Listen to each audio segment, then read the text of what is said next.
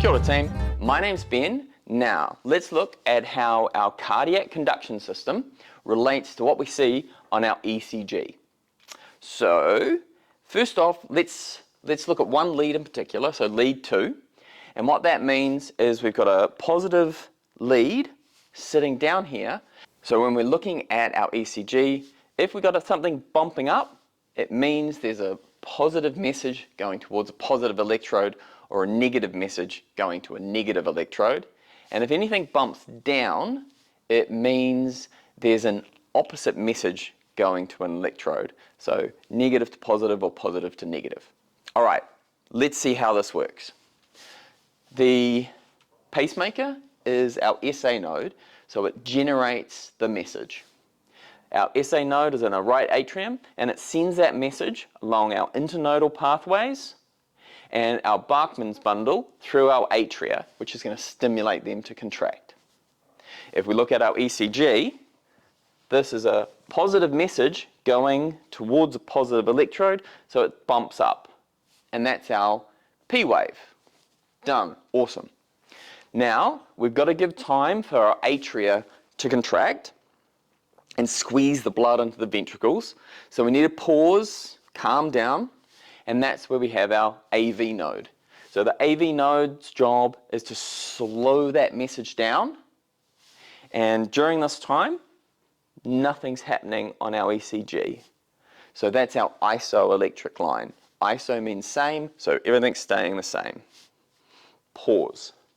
The message then enters the bundle of His, which takes the message kind of backwards into the septum. So now we've got a depolarization, which is a message to contract, and depolarization is when we turn the inside of the cell, which is normally negative, and we turn it positive. So that positive message is going backwards, back towards the negative electrode. So this is where we get our Q of our QRS complex. So it's just little, and sometimes you don't see it on the ECG, and that can be normal too. Okay, then from the bundle of His, we travel down the septum into our right and left bundle branches. So as this is a big positive message going along the big myocardium, we shoot up to the R wave, and then we get to the apex of the heart, and we now send that message up in this direction. So now that positive message is going towards the negative electrode, so that's our S wave, so dropping down below that isoelectric line. Awesome. So now the ventricles are stimulated to squeeze and send that blood to our lungs and to the body. And this is our ST segment. And then we get our T wave. So a T wave is when we're repolarizing, which is getting the cell ready to receive another message to contract. That message to contract is depolarization, and at the moment, it's already positive. So we need to make that cell negative again. So when we do, if we get that negative message running through that cell, and the inside of the cell becomes negative again, that's a negative message flowing back up the heart to our negative electrode, which is why our T wave, which represents repolarization, making the inside of the cell negative again, bumps up, because negative message going towards the negative electrode. All right, gorgeous. While we're here, let's name each of the bits. So we had our P wave, which was the message going through the atria to contract, positive message, depolarization towards our positive electrode. Then we've got that isoelectric line where nothing happens, we're waiting at the AV node.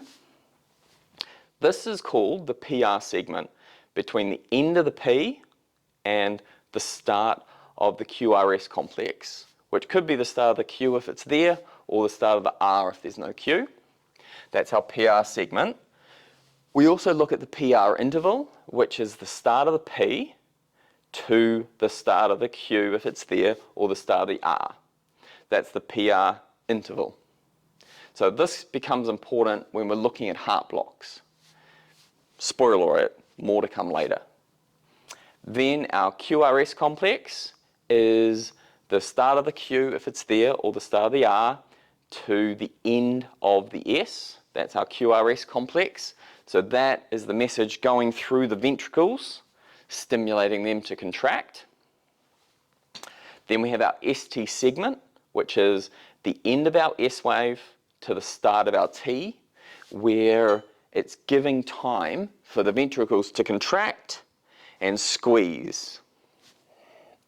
Then we have our QT interval. So the QT interval is from the start of the Q, or the R if it's not there, all the way to the end of the T. So those are the major things we're looking at on our ECG. All right, team. Happy studying.